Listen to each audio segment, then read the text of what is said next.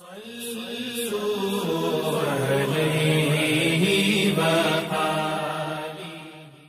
اللہ الرحمن الرحیم۔ صحیح بخاری حدیث نمبر 984۔ حامد بن عمر نے بیان کیا، ان سے حماد بن زید نے، ان سے ایوب سختیانی نے، ان سے محمد نے، ان سے حضرت انس بن مالک رضی اللہ عنہ نے کہا کہ رسول اللہ صلی اللہ علیہ وسلم نے بقرعید کے دن نماز پڑھ کر خطبہ دیا۔ آپ صلی اللہ علیہ وسلم نے فرمایا کہ جس شخص نے نماز سے پہلے جانور ذبح کر لیا اسے دوبارہ قربانی کرنی ہوگی۔ اس پر انصار میں سے ایک صاحب اٹھے کہ یا رسول اللہ، میرے کچھ غریب بھوکے پڑوسی ہیں، یا یوں کہا وہ محتاج ہیں، اس لیے میں نے نماز سے پہلے ذبح کر دیا۔ البتہ میرے پاس 1 سال کی ایک پٹھیا ہے جو 2 بکریوں کے گوشت سے بھی زیادہ مجھے پسند ہے۔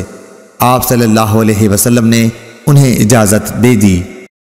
اللهم صل على محمد وعلى آل محمد كما صليت على إبراهيم وعلى آل إبراهيم إنك حميد مجيد اللهم بارك على محمد وعلى آل محمد كما باركت على إبراهيم وعلى آل إبراهيم إنك حميد مجيد